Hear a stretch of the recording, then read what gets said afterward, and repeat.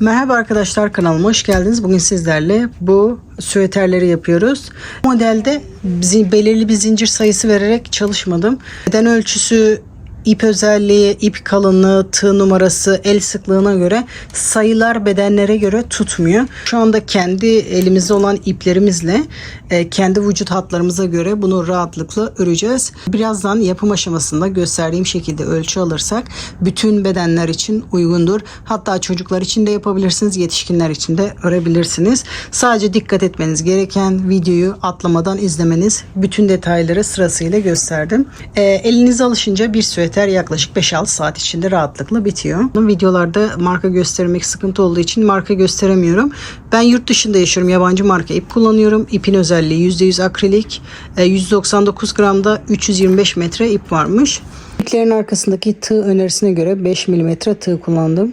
Kullandığım ipi ve nereden aldığımı açıklama kısmına ekleyeceğim. Orada bakabilirsiniz. Bu şekilde Türkiye'deki bir ipi de denedim. Bilindik bir markanın ipini denedim. Şu anda ipi görenler tanıyacak. Marka ismini bu videoda veremiyorum ama açıklama kısmına ekleyeceğim. Oradan bakabilirsiniz. İpin özelliği %55 pamuk, %45 akrilik. İpte 100 gramda 330 metre ip varmış. Benim iple içerikleri tam aynı değil ama sizlere seçenek olsun diye bu iple başladım. 2 ile 4 mm arasında tığ önerisi var. Ben bunu 4 mm tığla ördüm. Bakın 4 mm tığla örünce bu şekilde oluyor. Dilerseniz bir küçük numarayla da örebilirsiniz. Modelde bu şekilde kareler var. Şöyle karesini ölçüyorum. Bakın 4 mm ile örünce biraz yakın oluyor arkadaşlar. Bu görüntü hoşunuza gitmediyse küçük tığ numaralarıyla deneyebilirsiniz.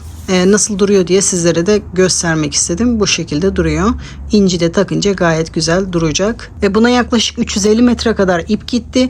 Gri olana ben şu kareli olan sıralardan bir sıra daha eklediğim için bir tık uzun yaptım. Ona da yaklaşık 400 metre kadar ip gitti. Bu ipler ütüye elverişli değil. Direkt üzerine ütü basmadım ama ütünün buharını tuttum. Çünkü ütülenmeyince bu şekilde duruyor. O görüntü hoşuma gitmedi. Şöyle açık durması gerekiyor. Buharı tutup elimizde bu şekilde açarak düzelttim. Ütüyü çok yaklaştırınca ip formunu kaybediyor. İpin özelliği gidiyor. O yüzden ütüye elverişli değil bunlar. Bu renkte kırık beyaz inciler kullandım. Gri'de beyaz renk inciler kullandım.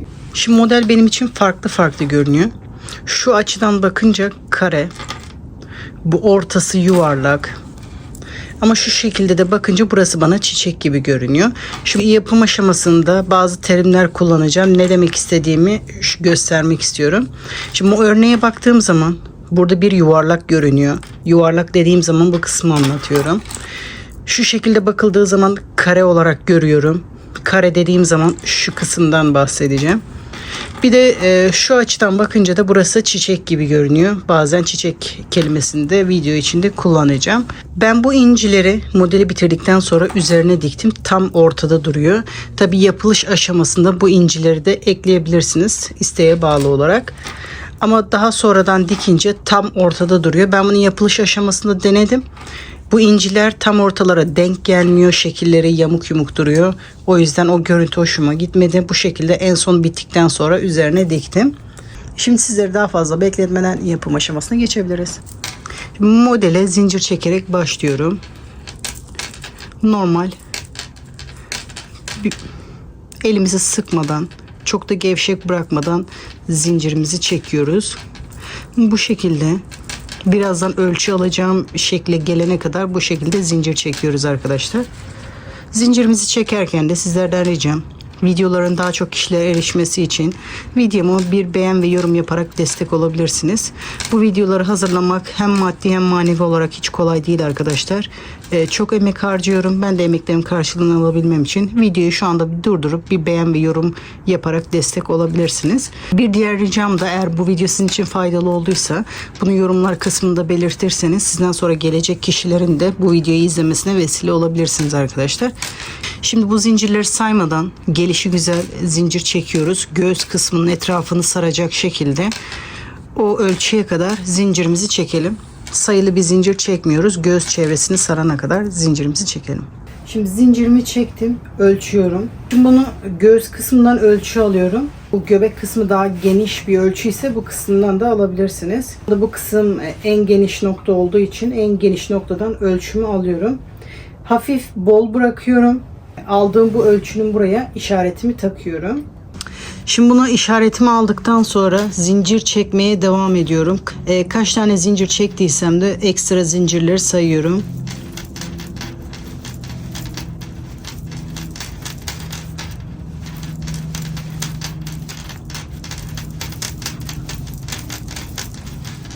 Şimdi 20 tane de ekstra zincir çektim. Şimdi modeli oluşturacağız. Ölçüye en yakın gelen yere kadar örneğimizi oluşturacağız.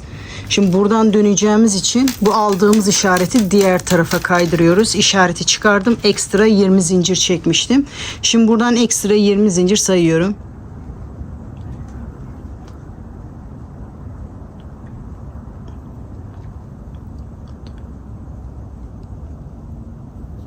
...20 tane çekmiştim. 21. işaretimi alıyorum.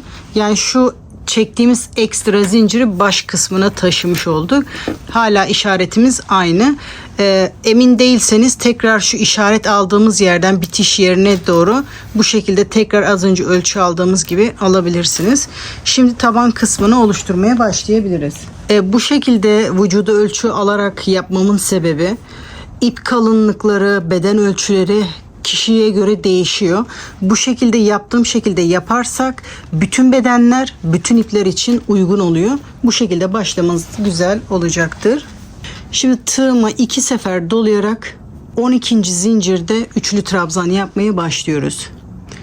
1, 2, 3, 4, 5, 6, 7, 8, 9, 10, 11, 12. 12. zincire batarak üçlü trabzanımı yapıyorum. 2 zincir, tığıma bir sefer doluyorum, ikili trabzan yapıyorum. 5 zincir atlıyorum, 6. zincirde bir normal trabzan yapıyorum. 1 2 3 4 5, 6. zincirin üzerinde bir normal trabzan yapıyorum. 2 zincir, tığımı 2 sefer doluyorum. Şu anda şu yaptığım işlemi yapacağım ama üçlü olacak. Bunun üçüncüsünü de sıra sonunda yapacağız. Şimdi tığıma 2 sefer doluyorum. Tekrar 5 zincir atlayarak 6. zincirde yapıyorum bu işlemi. 1 2 3 4 5 6. 6. zincire batarak bir üçlü trabzan yapıyorum. Bunu burada sıra sonunda yapacağız. Şimdi daha iyi anlayacaksınız. 5 zincir, tığıma 2 sefer doluyorum. Tekrar aynı boşluğa batıyorum.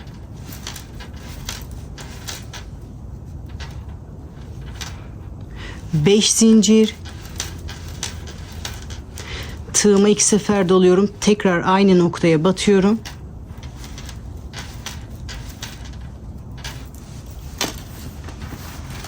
Bu başlangıçta biz sadece şu ikisini yapmış olduk. Bakın 3 tane trabzan var. Üçüncüyü de sıra bitiminde yapacağız. Burası kenara denk gelecek. Kenar görüntüsü kötü olmasın, birleşim noktaları kötü olmasın diye bu şekilde başladım. Şimdi buradaki kısmı yapıyoruz. Bu çiçek görünümü olan kısımlar. Şu anda yaptığımız bu trabzanlar şuradaki çiçek görüntüsünü veren kısım. Biz şu anda şu kısmı yapıyoruz. Bu ortadaki yuvarlak kısmı ve şu şekilde kare kısmını veren kısım. Biz şu anda buradayız. Şimdi buradaki işlemi tekrar yapıyoruz. 2 zincir, tığımıza bir sefer doluyoruz. 6. zincire bir trabzan yapıyoruz. 6. zincir. 2 zincir, tekrar tığımıza dolayarak bu işlemi tekrar yapıyoruz. Hep şu kısımları tekrar edeceğiz. Tığıma 2 sefer doladım. 6. zincire aynı işlemi yapıyorum. 1 2 3 4 5 6. İlk üçlü trabzanımı yaptım. 5 zincir, tığıma 2 sefer doladım. Tekrar aynı noktaya üçlü trabzan. 5 zincir, tığıma 2 sefer doluyorum. Tekrar aynı noktaya bir üçlü trabzan. 2 zincir. Bakın şu kısmı yaptık. Şimdi tekrar bu kısmı yapıyoruz. 6. zincire bir trabzan yapıyorum. 1 2 3 4 5 6. 2 zincir, tekrar tığıma 2 sefer doluyorum. Bu kısmı tekrar yapıyoruz. 1 2 3 4 5 6.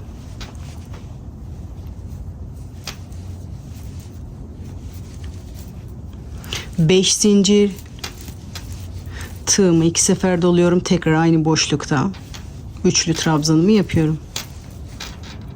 5 zincir, tığımı 2 sefer doluyorum. Tekrar aynı noktaya batıyorum. Şimdi tekrar bu işlemi yaptık. Şimdi bu kısmı yapıyoruz. Son birer defa daha göstermek istiyorum. Bu şekilde sıra sonuna kadar devam edeceğiz. 2 zincir, 6. zincirde aynı işlemi yapıyoruz. Bir normal trabzan. 2 zincir, tığıma 2 sefer doluyorum. Tekrar 6. zincire aynı işlemi yapıyoruz. Üçlü trabzan. 5 zincir. Tekrar tığıma 2 sefer doluyorum. Aynı noktaya batıyorum. 5 zincir. Tığımı 2 sefer doluyorum. Tekrar aynı noktaya batıyorum. Şimdi bu şekilde aynı işlemi tekrar ederek işaret noktasına en yakın yere kadar yapacağız. Şu ortadaki trabzanla şu başladığım yer bir kare. Bunu bir kare olarak düşünün. Bakın başlarken tam ortadan başlamıştık. Şu şekilde bir kare. Ben bunları kare olarak görüyorum. Bunu bir kare olarak düşünün. Şimdi işarete kadar hem ön için hem de arka için yapacağız. Sıra sonuna kadar kaç tane kare çıktıysa önle arka eşit olması gerekiyor. Ona göre o işarete kadar devam edeceğiz. Şimdi bu 1, 2, 3, 4. Şu anda ben 4 kare yapmışım. Bunu sıra sonuna kadar devam edeceğim. Ön arka eşit olacak şekilde ya daha önce bitireceğim ya da daha sonra bitireceğim. Şimdi işaret aldığımız yere kadar bu şekilde örelim. Şimdi işarete yakın bir yere kadar geldim. Şimdi yaptıklarımı sayıyorum. Çiftli olarak bitmesi gerekiyor. Şimdi sayıyorum. Şu şekilde olunca bir kare oluyor. Tam ortası şurası oluyor. Şimdi saymaya başlıyorum. Bu şekilde toplamda çiftli kareler olması gerekiyor. Önle arkaya eşit bir şekilde olsun diye. Şimdi böyle bakınca burası tam ortası oluyor. Şimdi buraları sayıyorum. 1, 2, 3, 4, 5, 6, 7, 8, 9, 10, 11, 12, 13, 14, 15. Şu anda burası tam 16 oluyor. Sonuncu trabzanı da buraya yapacağız. O zaman toplamda 16 oluyor. 8 öne 8 arkaya bu şekilde kare dilimleri ve çiçekler olmuş oluyor. Ben 16 tane yaptım diye siz 16 yapmak zorunda değilsiniz. Bu ipinize, bedeninize göre bu ölçüler değişecek. O yüzden kendi vücudumuza göre bunu pratik bir şekilde ölçü aldık. Sayılı bir zincir çekmemiştik. Şimdi ben burada tam 5 tane zincir kalmış. Burası da bitişte olacak. Şimdi ben birleştirme kısmını yapıyorum. Bu arada 2 zincir çekip trabzanımı yaptım. Tekrar 2 zincir yapıyorum. Tığımı 2 sefer doluyorum. Bu diğer uca yönüne dikkat ederek tabii ki düzeltiyoruz. Şu şekilde düzeltiyorum. Dönük olmasın diye. Düzelttikten sonra tığımı 2 sefer dolamıştım. Şu başlangıçta battığım yere batarak üçlü trabzanımı yapıyorum.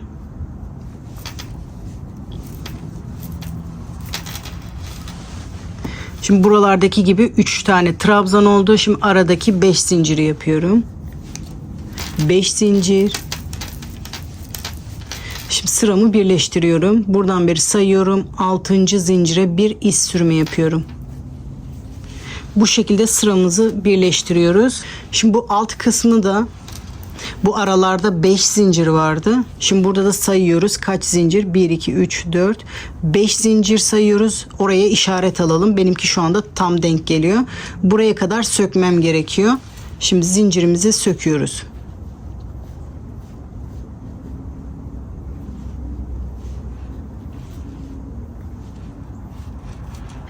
Bakın böyle yaptıktan sonra zincirimiz kolaylıkla sökülüyor.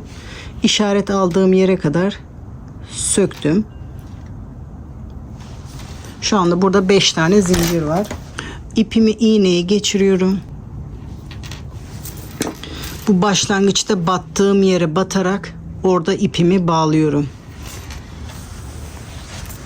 Bu şekilde ilk başlangıç yerini birleştirmiş oluyorum. Sonra düğüm atarak bu ipi saklıyoruz.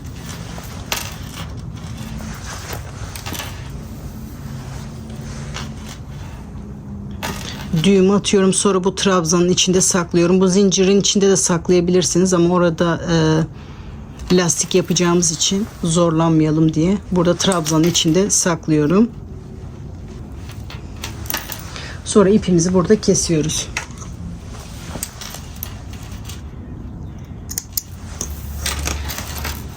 Bu şekilde pratik ölçümüzü alıp birleştirmiş olduk bu kısmı.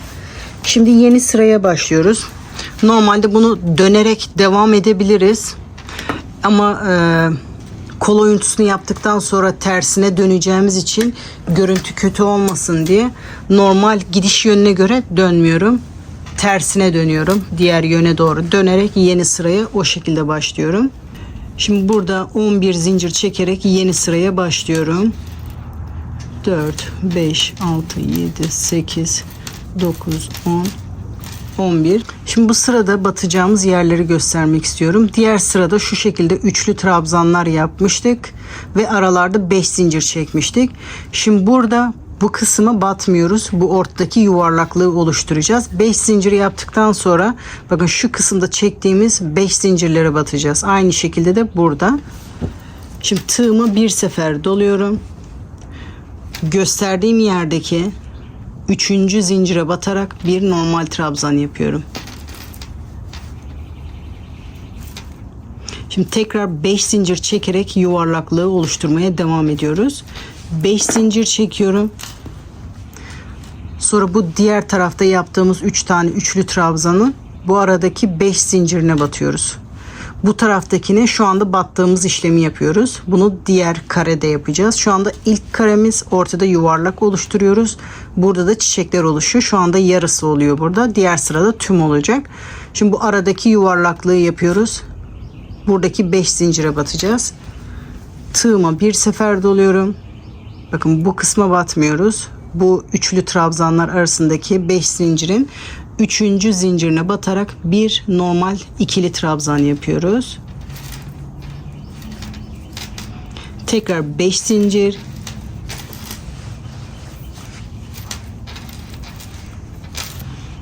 Şimdi bu ortadakini trabzan yapacağız. Burada trabzan yerine zincir çektik. Aradaki 5 zincir ve buradaki trabzan. Şimdi 5 zincir çektik. Bu ortadaki trabzanın tepesine batarak üçlü trabzan yapıyoruz. Tığıma 2 sefer doluyorum.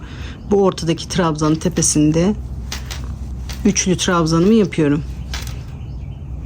5 zincir. Tığıma bir sefer doluyorum. Burada 3. zincire batarak bir trabzan yapıyorum.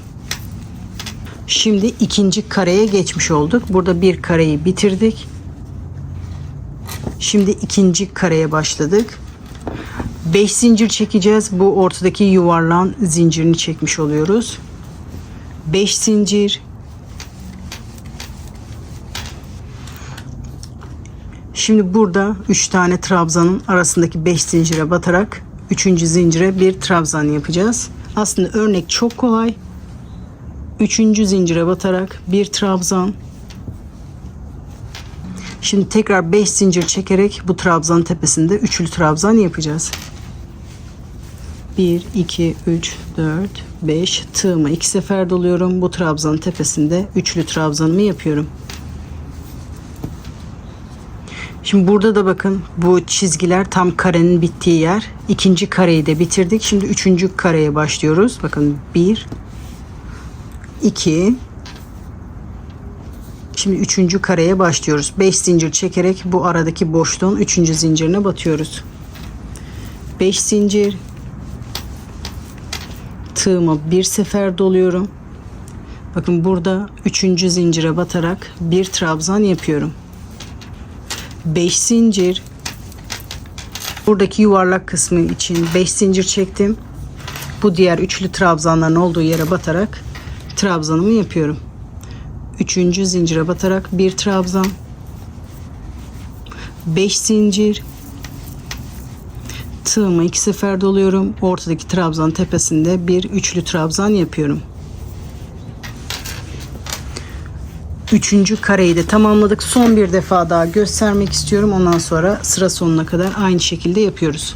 Şimdi diğer kareye geçiyoruz. 5 zincir. Hemen yanındaki bu zincirlerin üçüncü zincirine batarak bir trabzan. 5 zincir. Tığımı bir sefer doluyorum. Şimdi diğer tarafta üçlü trabzanların oraya, buraları karıştırmıyoruz. Burada üçüncü zincire batarak bir normal trabzan yapıyorum. 5 zincir. Tığımı iki sefer doluyorum. Ortadaki trabzan tepesine batarak bir üçlü trabzan yapıyorum. Bu şekilde yeni kareyi de bitiriyoruz. Sonra sıradaki kareye geçebiliriz. Bu şekilde sıra sonuna kadar, bu başlangıç noktasına kadar yapalım. Şimdi sıra sonuna kadar geldim. Burada sonuncu yere de batacağım. 5 zincir çektim. Tığımı doluyorum. Bu aradaki 5 zincirin arasında 3. zincirde bir trabzan yapıyorum. Şimdi 5 zincir çekerek sıramı birleştiriyorum. 5 zincir. Buradan 6. zincire batarak bir iz sürümü yapıyorum. Sıramı birleştiriyorum. Bir zincir çekerek tekrar diğer yöne doğru dönüyorum. Aynı yöne gitmiyorum. Diğer yöne dönüyorum. Tersine doğru gidiyoruz. Bu birleştirdiğim yerde bir sık iğne yapıyorum. Şimdi bu karenin son sırasını yapıyoruz. Şimdi iyice kare olmaya başladı. Buralarda da çiçek oluşmaya başladı. Şimdi 5 zincir. En kolay sırası bu. Şimdi bu arada çektiğimiz şu yuvarlak kısımda, arada çektiğimiz yerde zincirin 3. kısmına bir trabzan yapıyoruz. Yani 3. zincirine bir trabzan, 5 zincir. Şimdi bu yuvarlak kısımlarda trabzan yapacağız. Bu trabzanın tepesine battığımız yerde sık iğne yapacağız. Burada sık iğne ile başlamıştık. Şimdi bunun tepesinde sık iğne, bu yuvarlak yerde trabzan yapacağız. Şimdi 5 zincir. Bu trabzanın tepesinde üçlü trabzan yaptığımız yerde, bakın buradakine hiçbir işlem yapmıyoruz. Bu normal trabzanların tepesine hiçbir işlem yapmıyoruz. Sadece şu üçlü trabzan yaptığımız yerlere batıyoruz. Şöyle gergin durunca daha iyi o görünecek. Şimdi 5 zincir. Şimdi tekrar bu ortadaki yuvarlak kısmına batıyoruz. Tığımı bir sefer doluyorum. Burada 3. zincire batarak bir trabzan. 5 zincir. Bakın bu ortada çizginin üzerine batacağız. Bakın diğer sırada yaptığımız bu trabzanlara batmıyoruz. Sadece ortaya ve bu yaptığımız üçlü trabzanların tepesine batıyoruz. Şimdi trabzanın tepesinde bir sık iğne. Açarak gösteriyorum ki battığımız yerleri karıştırmayalım. 5 zincir. Bakın bu sık iğnenin üzerine battık. Bu aradaki yuvarlak olan 5 zincire batıyoruz. Tığımı doluyorum. Burada 3. zincirine batarak bir trabzan yapıyorum. 5 zincir. Bakın diğer sırada üçlü trabzan yaptığımız yere batarak bir sık iğne yapıyorum. Son bir kare daha göstermek istiyorum. Bakın karelerimiz oluşmaya başladı. Burada da çiçeğimizin yarısı oldu. Yarısını da diğer karede yapacağız. Şimdi son bir kare daha olarak göstermek istiyorum. 5 zincir, tığımı doluyorum. Bu aradaki 5 zincirin 3. zincirine batarak bir trabzan. Şöyle göstereyim açarak. Şimdi 5 zincir çekerek de parmağımın olduğu yere bir sık iğne yapıyorum. 1 2 3 4 5. Diğer sırada yaptığımız üçlü trabzanın tepesine batarak bir sık iğne yapıyoruz. Bu sıra çok basit ama batacağımız yerleri karıştırmayalım. Bakın diğer sırada böyle tekli trabzanlar yapmıştık. Oralara batmıyoruz. Sadece aradaki yuvarlak için çektiğimiz 5 zincire ve bu üçlü trabzanların tepesine batıyoruz. Şöyle göstereyim. Buraları karıştırmayalım. Bu şekilde sıra sonuna kadar yapalım. Şimdi sıra sonuna kadar yaklaştım. Ben buradan başlamıştım. 5 zincir, 4 5. Burada ilk yaptığım sık iğnenin içinden beri batarak sıramı birleştiriyorum. Bir iz sürümü yapıyorum. Sıramı birleştiriyorum. Şimdi zincir çekerek diğer yöne dönüyorum.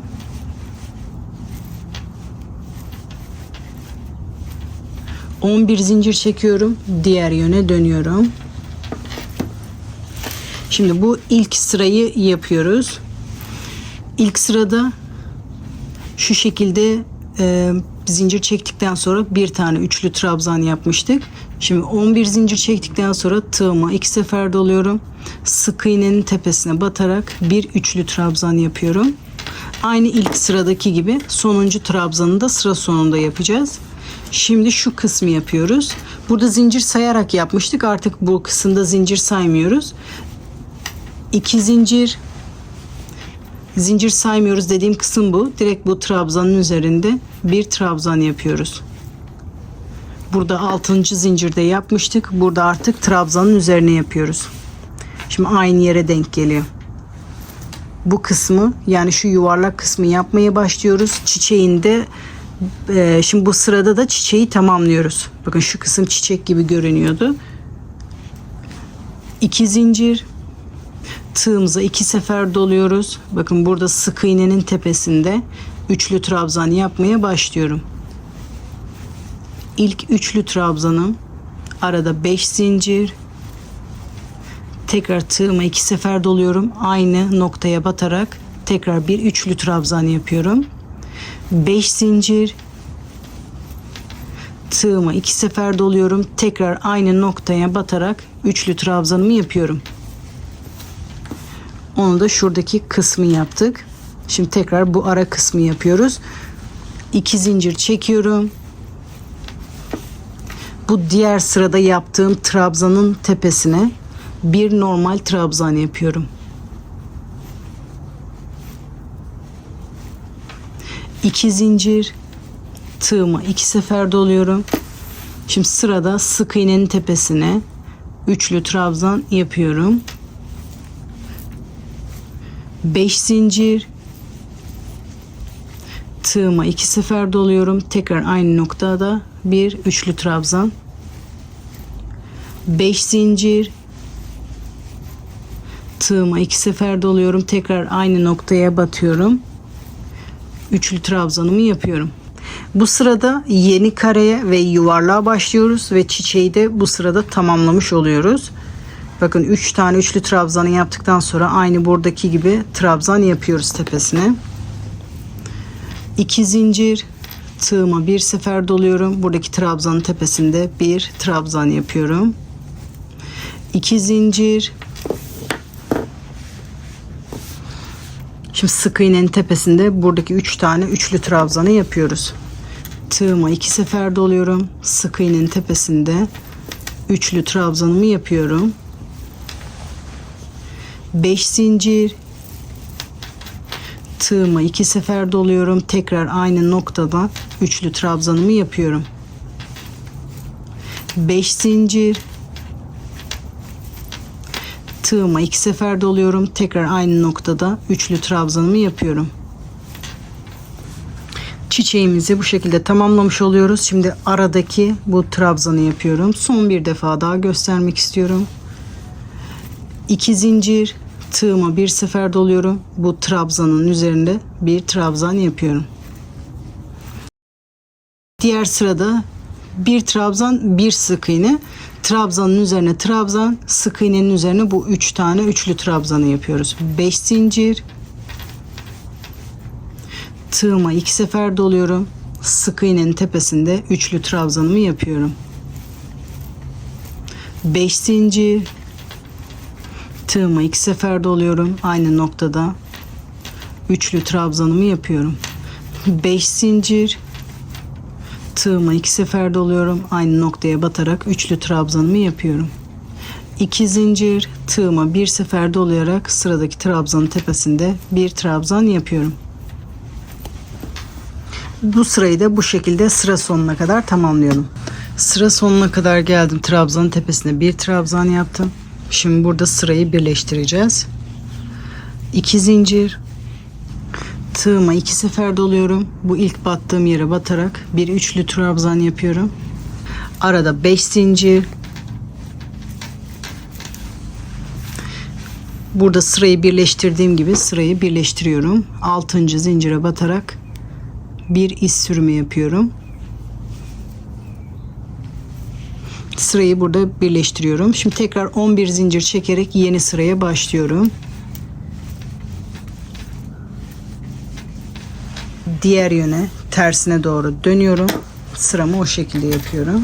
Şu anda şu sırayı yapacağız. Bu aradaki 5 zincire batacağız. Yani şuradaki zincirlere batarak birer tane trabzan yapacağız. Hala şu yuvarlağı yapmaya devam ediyoruz. Şimdi tığıma bir sefer doluyorum. Hemen buradaki zincirin 3. zincirine batarak bir normal trabzan yapıyorum. 5 zincir,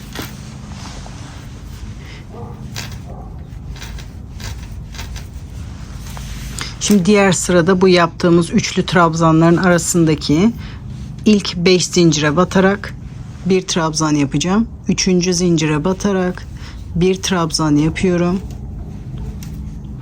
5 zincir, tığıma 2 sefer doluyorum. Bu ortadaki üçlü trabzan tepesine batarak bir üçlü trabzan yapıyorum. Şöyle daha iyi gösteririm. Şimdi tekrar 5 zincir yaparak bu sıradaki zincirin 3. zincirine batarak bir trabzan yapıyorum. 5 zincir, tığıma bir sefer doluyorum. Burada 3. zincire batarak bir trabzan. Şimdi tekrar 5 zincir yapıyorum. Bu yuvarlaklığı oluşturuyorum. 5 zincir, buradaki 5 zincire batarak bir trabzan yapıyorum. 5 zincir, tığıma doluyorum. Bakın burada 3 tane yaptığım trabzanın arasındaki 5 zincire batarak 3. zincirde bir trabzan yapıyorum. 5 zincir, tığıma 2 sefer doluyorum. Bunun tepesindeki trabzana batarak bir üçlü trabzan yapıyorum. 5 zincir, tığıma bir sefer doluyorum. Şimdi sıradaki zincirin 3. zincirine batarak bir trabzan yapıyorum. 5 zincir, tığıma doluyorum. Diğer tarafa geçiyorum. Buradaki 5 zincirin 3. zincirine batarak bir trabzan yapıyorum. 5 zincir, tığıma 2 sefer doluyorum. Bu ortadaki trabzan tepesinde bir üçlü trabzan yapıyorum. Bu şekilde bunu da sıra sonuna kadar yapalım.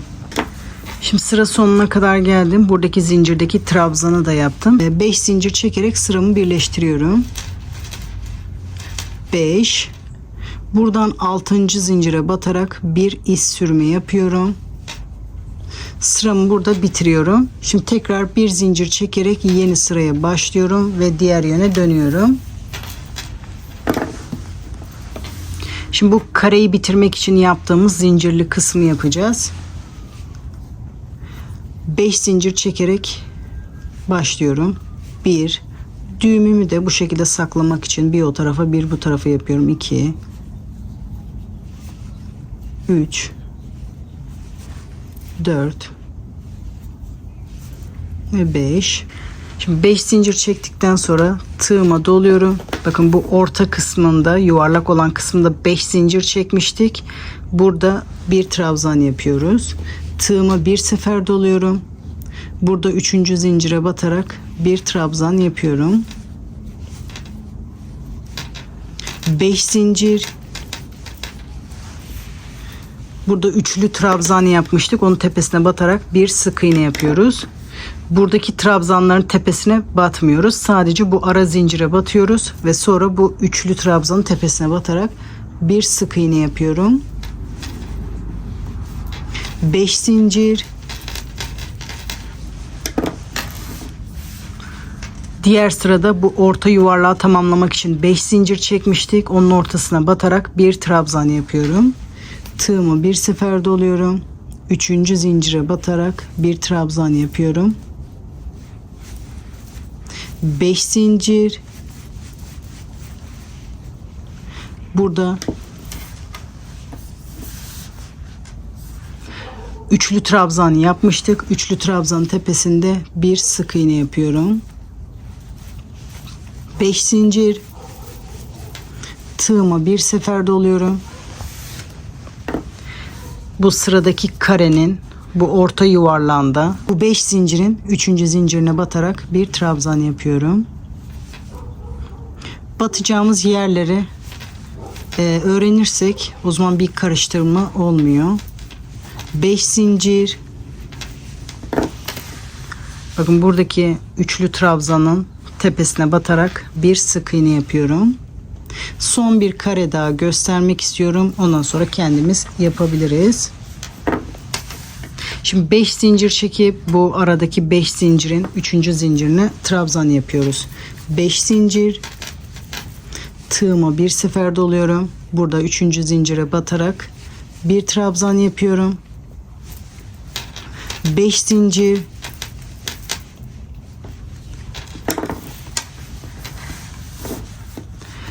Bu diğer sırada yaptığımız üçlü trabzanın tepesine batarak bir sık iğne yapıyorum. Şimdi bu sırayı bu şekilde sıra sonuna kadar tamamlayalım. Sıra sonuna kadar geldim. 5 zincir. Buradaki ilk yaptığımız sık iğnenin içinden batarak bir iz sürümü yapıyorum. Sıramı burada birleştiriyorum. Şimdi tekrar 11 zincir çekerek diğer sıraya dönüyorum. Yeni sıraya başlıyorum. Şimdi bunu bu aşamada bir üzerimize giyip bunu deneyelim. Üzerimizde iyi duruyorsa ondan sonraki sıralara devam edelim. Bazen örneği kurduktan sonra biraz toparlanıyor.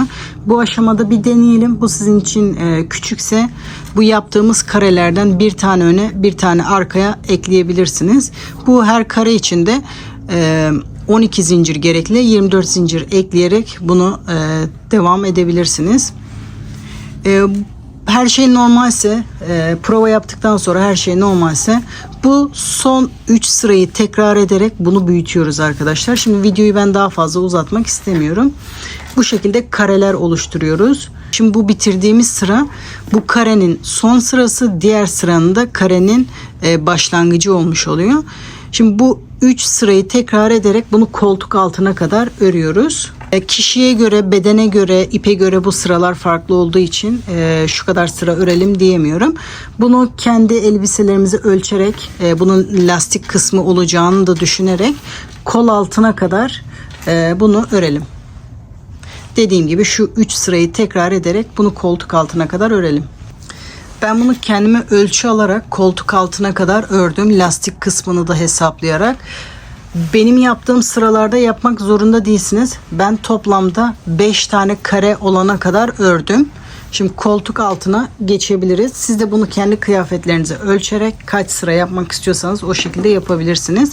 Az önce bahsettiğim şu karelerden toplamda 5 tane kare ördüm. 1, 2, 3, 4, 5. Dediğim gibi benim yaptığım sırada yapmak zorunda değilsiniz. Bunu kendi bedeninize ölçerek yapıyoruz. Şimdi koltuk altı kısmına geçiyoruz. Şimdi kol oyuntusu vermeye başlayacağım. Normalde sırada 11 zincir çekip üçlü trabzan yapıyorduk.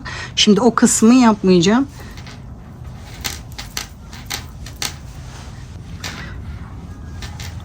Toplamda 7 zincir çekerek başlıyorum. Normalde bu yöne doğru gelmişim. Şimdi tersine doğru dönüyorum. Diğer sıraya başlıyorum. Şimdi 7 zincir çekerek yeni sıraya başladım. Şimdi burada kol oyuntusu yapmaya başlıyoruz.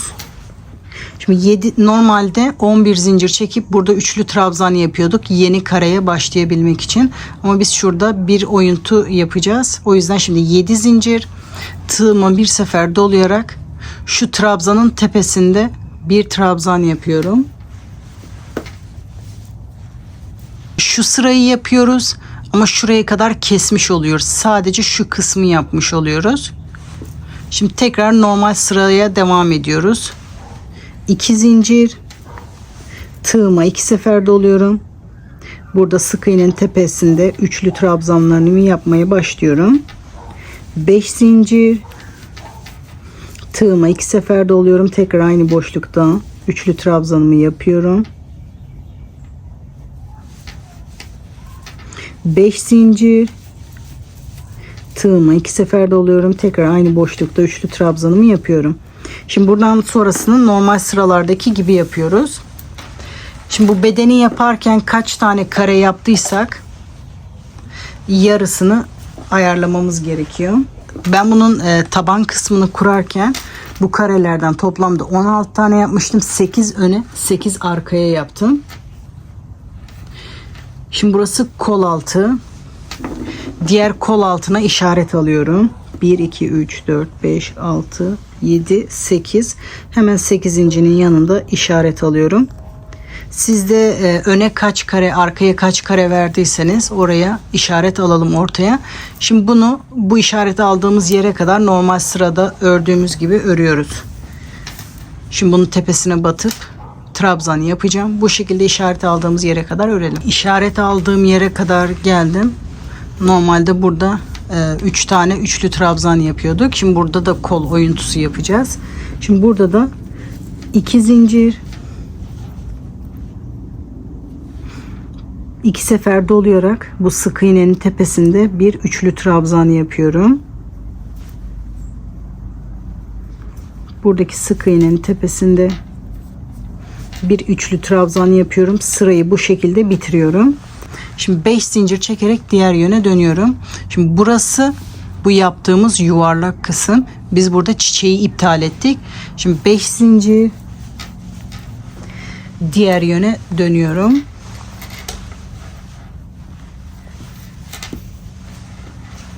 Şimdi yuvarlak yapmaya devam ediyoruz. Şimdi burası kol oyuntusu oluyor. Normalde bu zincirlere batarak bir trabzan yapıyorduk. Şimdi o işlemi yapıyorum. Tığımı doluyorum.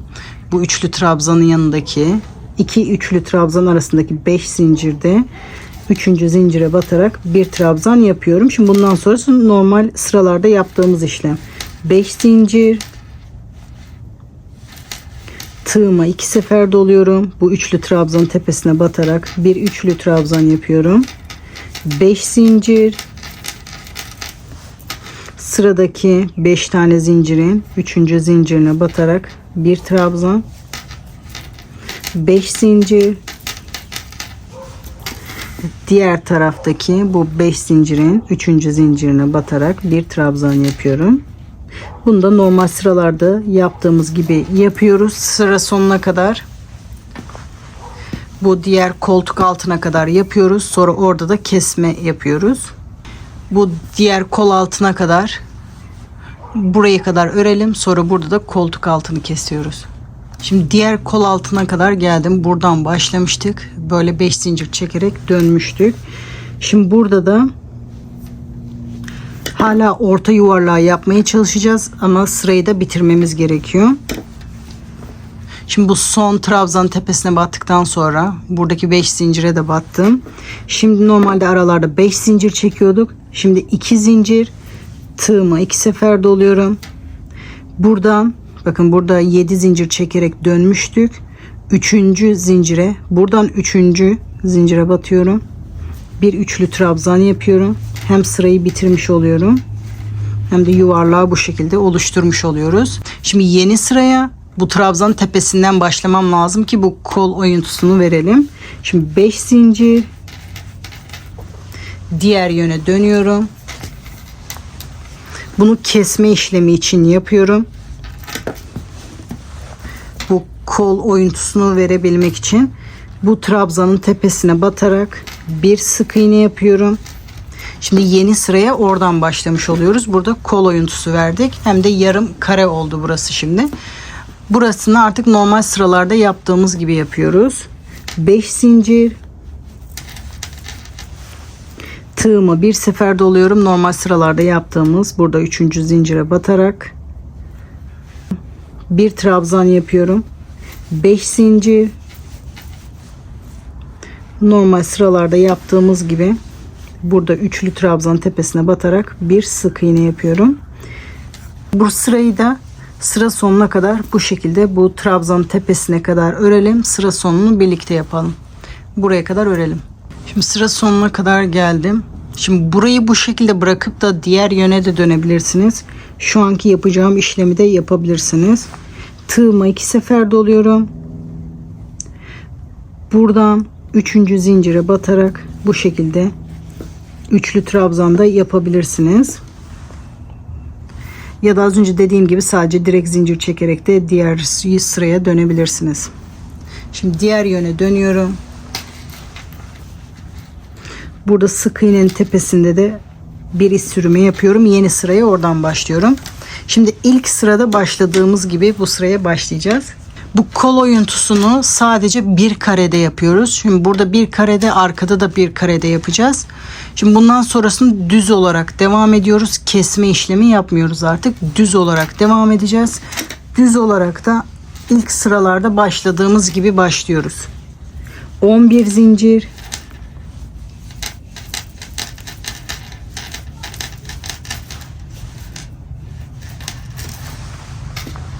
Tığıma 2 sefer doluyorum. Aynı noktaya batarak bir üçlü trabzan yapıyorum. Şu anda ilk sırayı tekrar ediyoruz. 2 zincir. Şimdi normal örmeye başladık. Bu trabzan tepesinde bir trabzan. 2 zincir.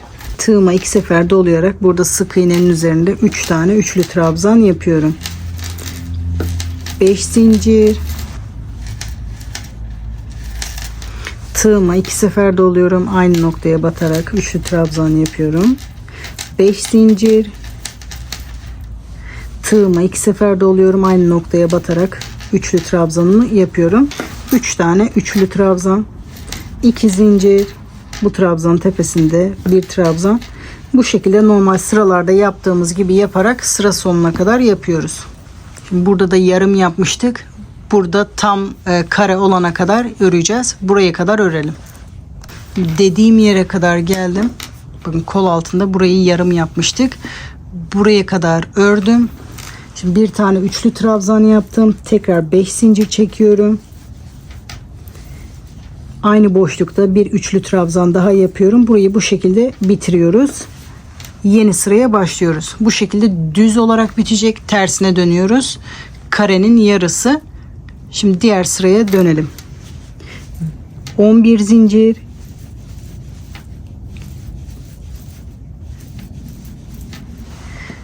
Diğer yöne dönüyoruz. Şimdi normal sıralarda yaptığımız gibi bu 5 zincirin 3. zincirine batarak bir trabzan,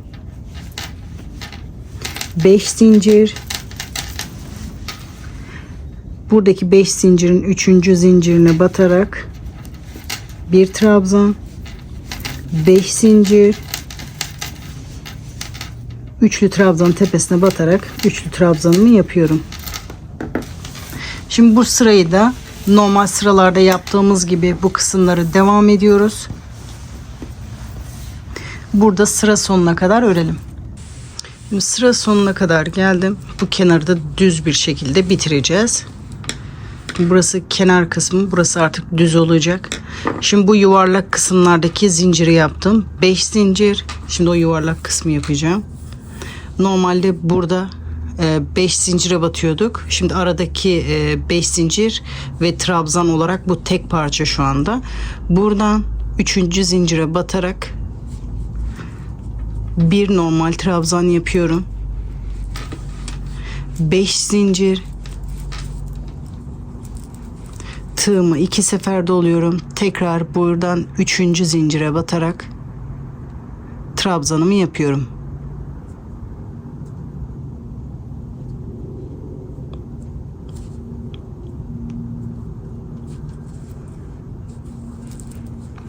Bu şekilde üçlü trabzanımı yapıyorum. Sıramı bu şekilde bitiriyorum. Bu da gördüğünüz gibi bir kare oldu burada. Şimdi karenin son sırasını yapıyorum. Bir zincir çekerek diğer yöne dönüyorum. Bu trabzan tepesinde bir sık iğne yapıyorum. 5 zincir. Tığıma bir sefer doluyorum. Bu aradaki 5 zincirin 3. zincirine batarak bir trabzan yapıyorum.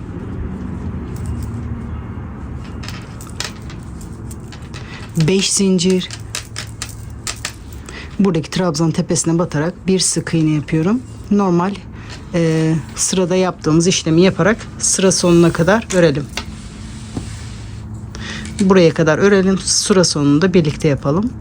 Sıra sonuna kadar geldim. Ortadaki yuvarlak kısma battım. Şimdi buradaki kısmı yapıyoruz.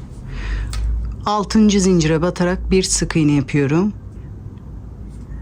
6.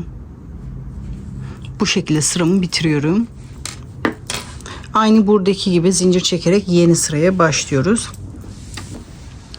Şimdi bu kol kısmını kontrol ediyorum. Şurası koltuk altı.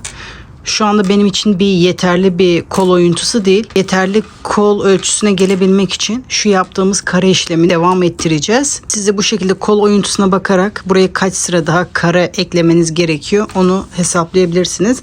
İsterseniz bu kendi üzerinizde ölçerek, isterseniz bir kıyafetinizi ölçerek ölçü alabilirsiniz. Ben bir sıra daha kare ekleyince bu kol oyuntusu benim için yeterliydi.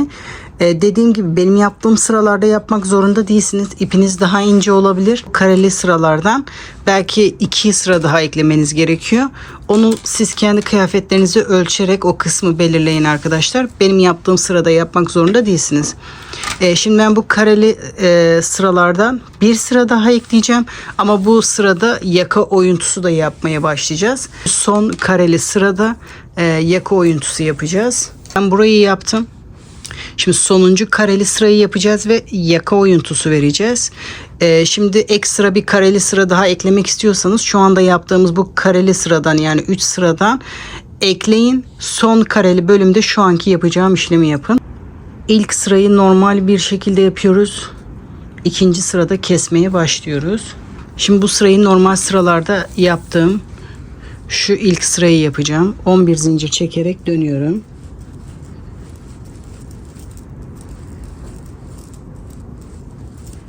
Diğer yöne dönüyorum. Tığıma 2 sefer doluyorum. Aynı sık iğneye batarak üçlü trabzanımı yapıyorum. 2 zincir. Bu trabzan tepesinde bir trabzan. 2 zincir. Tığıma 2 sefer doluyorum. Bu sık iğnenin tepesinde bir üçlü trabzanımı yapıyorum. 5 zincir. Tığıma 2 sefer doluyorum. Sık iğnenin tepesinde üçlü trabzanımı yapıyorum. 5 zincir. Tığıma 2 sefer doluyorum. Aynı boşluğa batarak üçlü trabzanımı yapıyorum.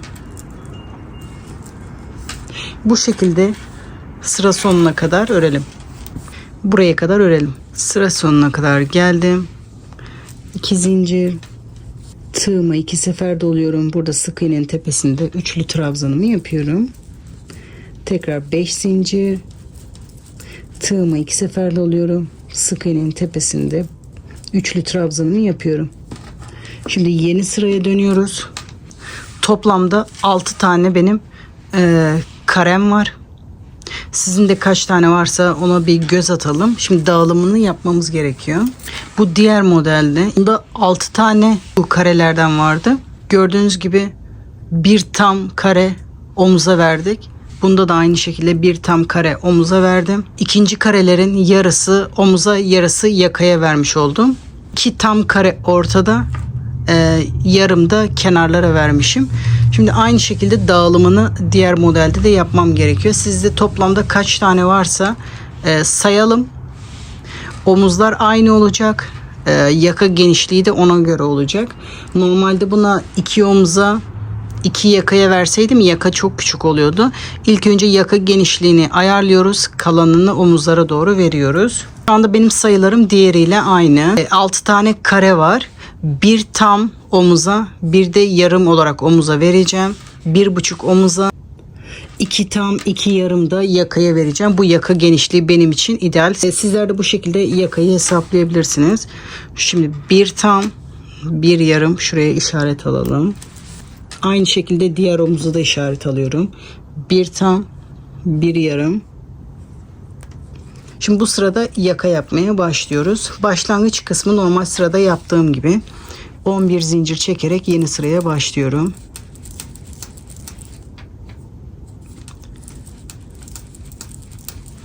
Diğer yöne dönüyorum. Burada 3. zincire batarak bir trabzan,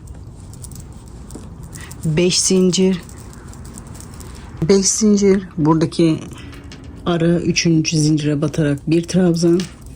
Tam kareyi normal yapıyoruz. Trabzanın üzerine kadar normal bir şekilde örüyoruz. 5 zincir, tığımı 2 sefer doluyorum. Trabzan tepesinde üçlü trabzan yapıyorum. 5 zincir. Şimdi bunun yarısını normal yapacağız. 3. zincirde bir normal trabzan. Şimdi 5 zincir. Bu karenin diğer tarafına geçiyoruz. Şimdi burada kesme işlemi yapmaya başlıyoruz. 3. zincirde bir sık iğne.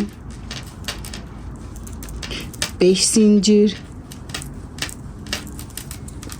Sıradaki 5 zincirin 3. zincirinde bir sık iğne.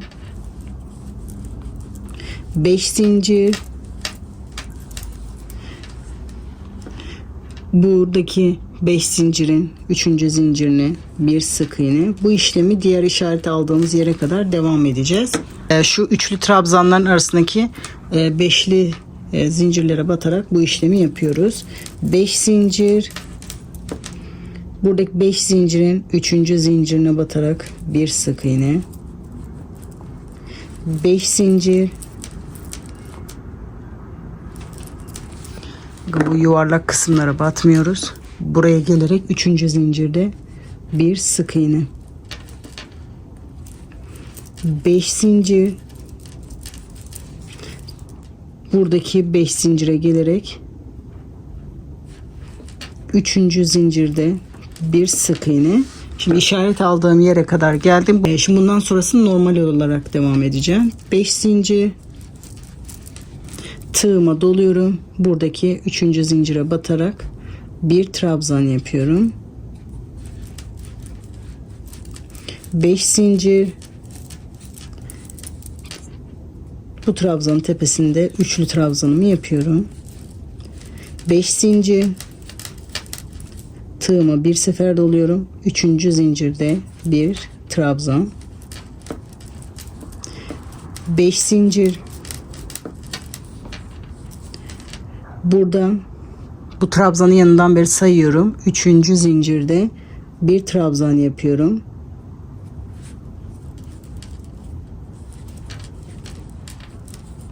5 zincir.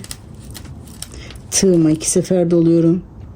3. zincirde bir üçlü trabzan yapıyorum ve sıramı bu şekilde bitiriyorum. Bir zincir çekerek yeni sıraya başlıyorum.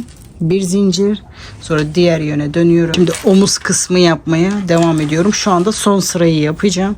Şimdi bu trabzan tepesine kadar normal bir şekilde yapıyorum. Bir zincir çekip döndüm. Trabzan tepesinde bir sık iğne. 5 zincir. Tığıma bir sefer doluyorum. Buradaki yuvarlak yerdeki 3. zincire batarak bir trabzan. 5 zincir. Buradaki trabzanın tepesine batarak bir sık iğne. Şimdi omuz kısmını bitirdik. Bu yaka kısmına devam edip diğer omuza kadar geçeceğim. Buraya kadar normal ördük. Şimdi bu yaka kısmını yapmaya devam edeceğiz. 5 zincir. Buradaki kısma batmıyoruz. Buradaki ortadaki yuvarlak kısma batıyoruz. 3. zincirde bir sık iğne. Şimdi sırasıyla diğer bütün boşluklara batarak diğer kenara kadar örüyoruz. 5 zincir, sıradaki boşlukta zincirde 3. zincirde bir sık iğne, 5 zincir, sıradaki boşlukta 3. zincirde bir sık iğne, 5 zincir, sıradaki boşlukta 3. zincirde bir sık iğne. Bu şekilde bütün boşluklara batarak diğer omuza kadar örüyoruz. 5 zincir, 3. zincirde bir sık iğne, 5 zincir, 3. zincirde bir sık iğne,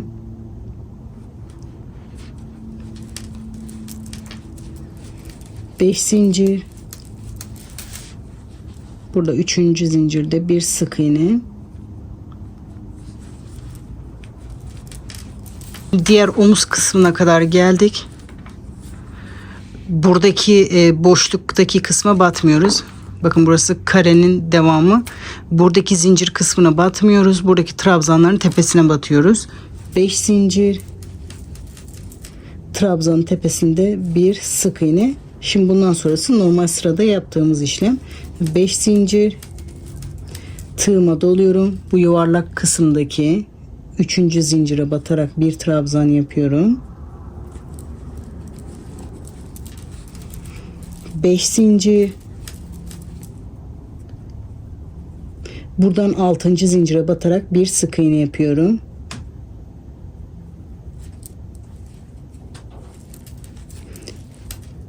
Bir zincir çekiyorum ve ipimi burada kesiyorum. Şimdi bu bir taraf bitti.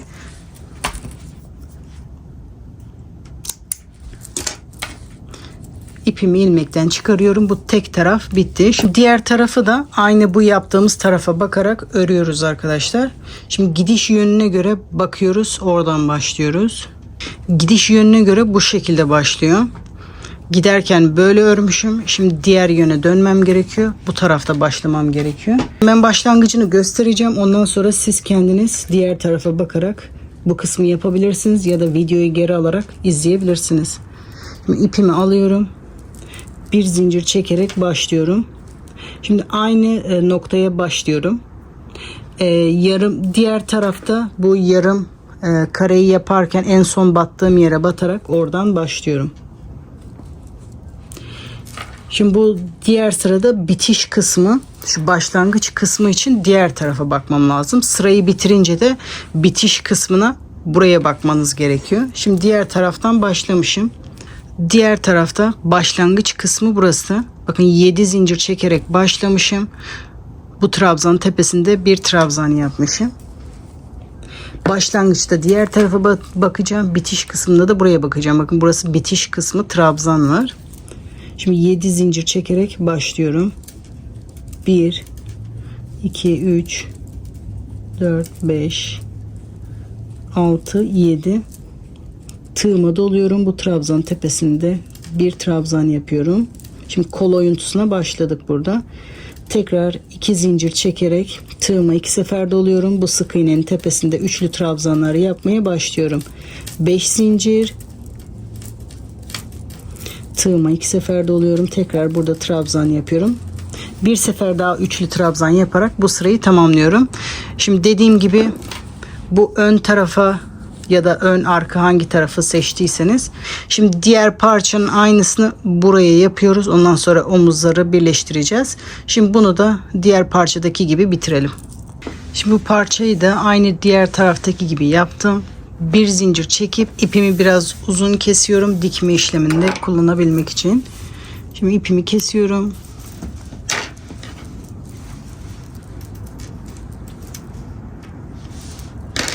Şimdi bunu dikebiliriz. Şimdi koltuk altından beri düzeltiyorum. Omuzları birbirine denk getiriyorum. İpimi iğneye geçiriyorum. Dikme işlemine başlıyorum. Şimdi burada ucuca denk getiriyorum.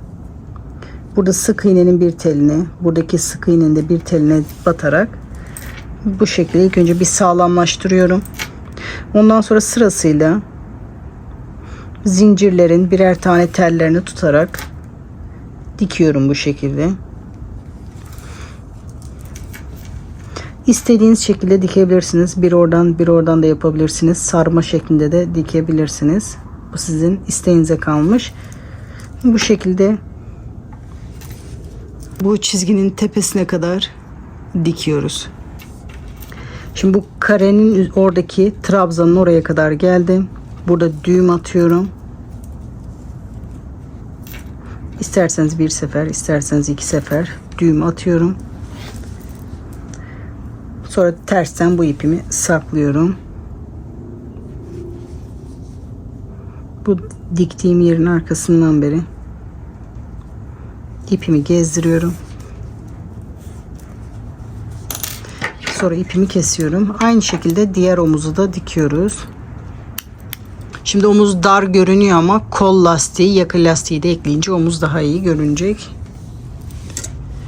Şimdi burada da aynı şekilde bu karenin oradaki trabzanın tepesinden beri bu uca kadar birleştirelim. Şimdi omuzları diktik. Kolları yapmaya başlayabiliriz. Şimdi benim kol kısmı biraz geniş. Bunu toparlamak için şu anki yapacağım işlemi yapacağım. Bir zincir çekerek kol altından başlıyorum. Şimdi kol altı burası. Oradan başlıyorum. Birleşim noktasında bir sık iğne yapıyorum. Şimdi bu zincirlere üçer tane sık iğne yapacağım. Ben bunu toparlamak için yapıyorum. Eğer sizinki o kadar çok büyük değilse buralara 4 sık iğne yapabilirsiniz. Bu zincir ve trabzanların üzerinde 3 tane sık iğne yapıyorum. Birleşim noktasında bir sık iğne. Bu trabzanın üzerinde 3 sık iğne. Bir dahaki sırada lastiği kolay çalışabilmemiz için sık iğne yapıyoruz. Birleşim noktasında bir sık iğne. Şimdi sırasıyla bu boşluklara üçer sık iğne yapıyoruz. Birleşim noktasında bir sık iğne. Bu şekilde başlangıç noktasına kadar bu şekilde devam ediyoruz. Birleşim noktasında bir sık iğne. Zincirin üzerinde 3 sık iğne. Birleşim noktasında bir sık iğne. Zincirin üzerinde 3 sık iğne. Normalde 4 tane 5 tane sık iğne kaldırır bu zincir. Ama biz bunu toparlamak için 3 tane yapıyoruz. Bu sizin kola göre bu kısmı ayarlayabilirsiniz. Dediğim gibi ben burayı toparlamak için bu işlemi yapıyorum. Trabzanın üzerinde 3 sık iğne. Şimdi bu birleşim noktasında şu birleşim noktasında bir sık iğne yapıyorum. Bu diktiğim yerde bir sık iğne yapıyorum. Bu diğer birleşim noktasında da bir sık iğne yapıyorum. Omuz kısmında bu şekilde geçiyorum. Şimdi sırasıyla bu boşluklarda diğer tarafta yaptığımız gibi 3 sık iğne, birleşim noktasında bir sık iğne yaparak sıra sonuna kadar, kol altına kadar yapalım. Sıra sonuna kadar geldim. Burada zaten birleşim noktasına yapmıştık. Oradaki sık iğnenin içinden beri bir iz sürme yapıyorum. Sıramı birleştiriyorum. Şimdi lastiğin ilk sırasını yapıyoruz. 3 zincir. Şimdi sırasıyla bütün sık iğnelerin tepesinde birer tane trabzan yapıyoruz. Artık bu kol kısmı tek parça haline geldi. Şimdi sırasıyla bütün sık iğnelerin üzerinde çoğaltma eksiltme yapmadan birer tane normal ikili trabzan yapıyoruz.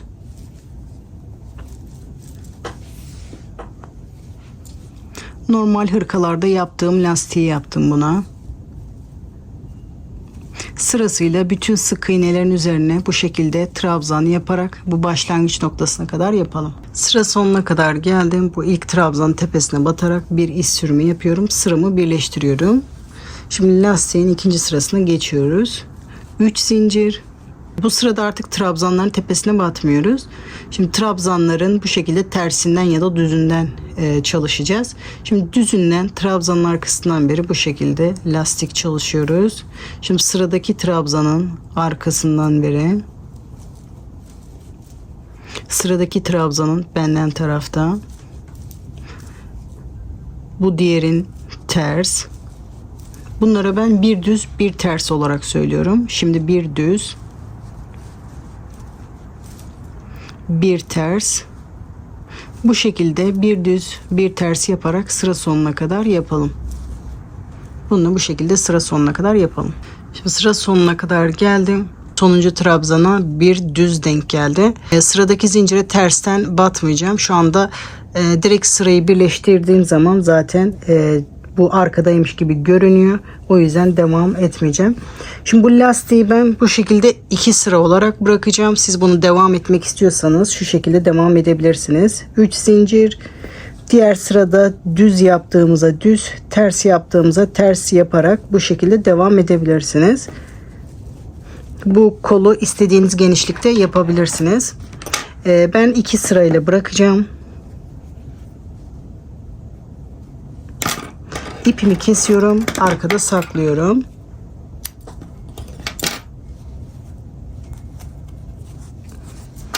Şimdi bu ipimi arkada saklayacağım. Diğer kolu da aynı bu şekilde örelim. Şu anda kolları bitirdim. Yakaya başlayabiliriz. Yakayı da koldaki gibi yapıyorum. Şimdi omuzdan örmeye başlıyorum.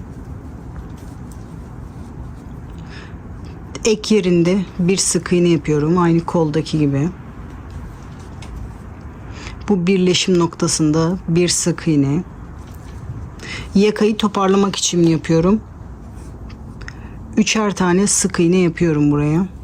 1 2 3 sık iğnenin üzerinde bir sık iğne.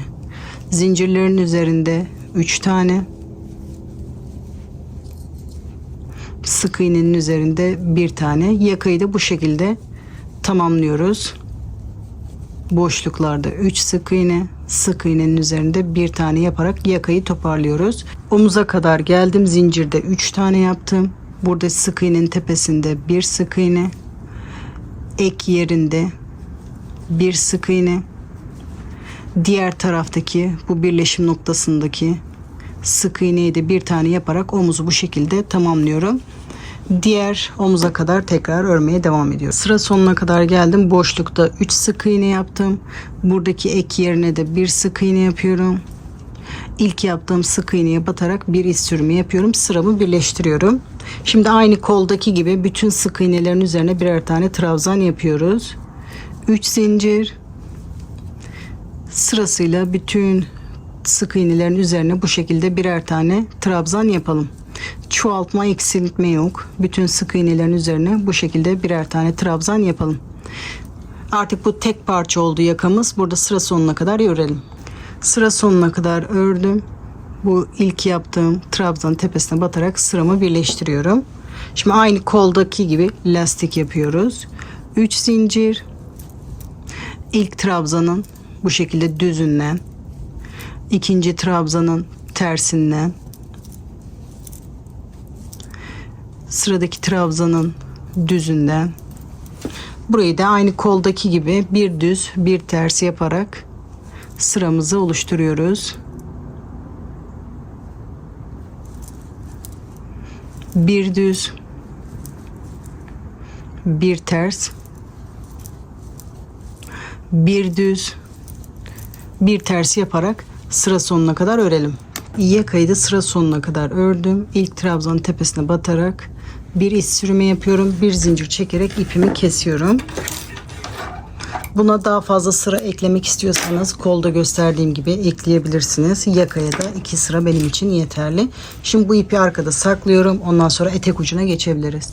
Şimdi kolları yakayı bitirdim. Şimdi tersine çevirmeden yine aynı yönde lastik yapmaya başlıyorum.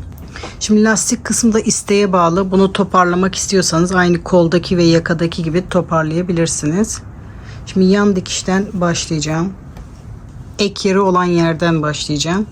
Lastikte de sık iğne yaparak başlayacağız. Şimdi ek yeri yaptığım yerde, başlangıç yerindeki oraya bir sık iğne yapıyorum. Şimdi burayı da ben toparlamak istiyorum. Aynı yakayla kolda yaptığım gibi zincirlerde 3 sık iğne yapacağım. Burayı toparlamak istemiyorsanız aşağıdaki zincir sayısı kadar sık iğne yapabilirsiniz. 4 yapabilirsiniz, 5 yapabilirsiniz, isteğe bağlı olarak. Şimdi sırasıyla kaç tane aralarda sık iğne yapmak istiyorsanız o sayıda yapabilirsiniz. Çok yaptıkça marullaşma olabilir. O yüzden ben şu anda toparlama aşamasını yapıyorum. Birer sık iğne. Zincirlerde 3 sık iğne. Bu trabzan yaptığımız yerlere 1 sık iğne. Boşluklarda 3 sık iğne. Trabzan yaptığımız yerlerde 1 sık iğne yapıyoruz. Bu taban kısmı hep aynı. Bunu da bu başladığımız yere kadar yapalım. Burayı da sıra sonuna kadar ördüm. İlk sık iğnenin tepesine batarak bir iz sürümü yapıyorum. Şimdi kolla yakada yaptığım işlemin aynısını yapıyorum. 3 zincir. Şimdi sırasıyla bütün sık iğnelerin üzerine birer tane trabzan yapıyorum. Çoğaltma, eksiltme yok. Sırasıyla bütün sık iğnelerin üzerine bu şekilde birer tane trabzan yapalım.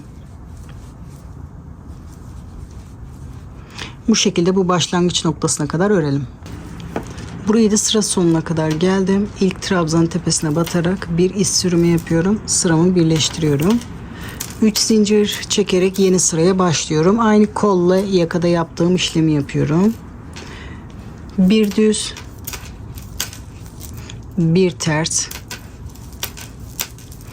bir düz, bir ters olarak bunu yapıyorum.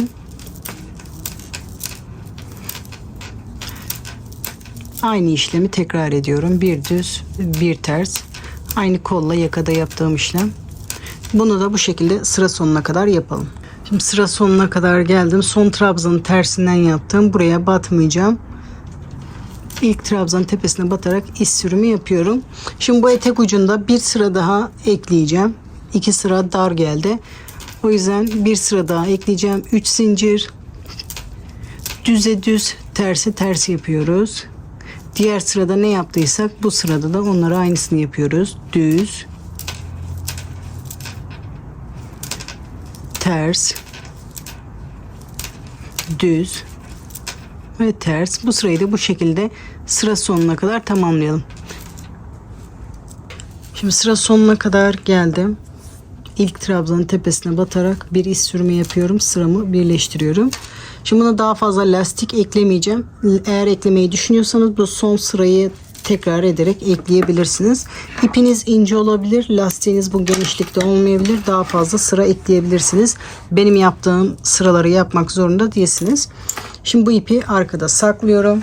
Şimdi süveterin örme kısmı bitti. Bunu bu şekilde sade kullanabilirsiniz. Benim gibi bu şekilde çiçeklerin ortasına inci de takabilirsiniz. Şimdi nasıl inci taktığımı size göstermek istiyorum. İncileri bu tam çiçeklere, bu yarım çiçeklere hepsine taktım ben. Şöyle göstermek istiyorum. Şu yakanın buraya takmakta kararsız kaldım. Onu henüz karar veremedim, takayım takmayayım. Bu şekilde yarım, tam, bu yan dikişe kadar inci taktım. Arkalara inci takmadım. Ön komple, etek ucunda da bu yarımlara taktım. Şimdi ben bir tanesini sizinle birlikte takmak için bekledim. Şimdi ipime incimi geçiriyorum. Şimdi paketin üzerinde incinin ölçüleri yazmıyor. Şu şekilde ben size göstereyim. Yaklaşık 7-8 milimetre kalınlığında bir inci. Bu sizin isteğinize bağlı. İstediğiniz ölçülerde kullanabilirsiniz. Şimdi ipe incimi geçirdim. Kazakta ördüğüm ipi kullandım. Şimdi kenardaki sonuncuyu takıyorum. Şu şekilde trabzanın dibinden beri bir tane ipi tersini çekiyorum. Bir tane de şuradan yapıp bu ara boşluğu kapatmak istiyorum. Diğer ipi de buradan aşağı doğru çekiyorum. Bakın düğüm atınca o ara kısımda kapanmış oluyor. 2 sefer düğüm atıyorum. Bakın o ara boşluğu da bu şekilde kapatmış oluyorum. Sonra bu ipleri arkada saklıyorum.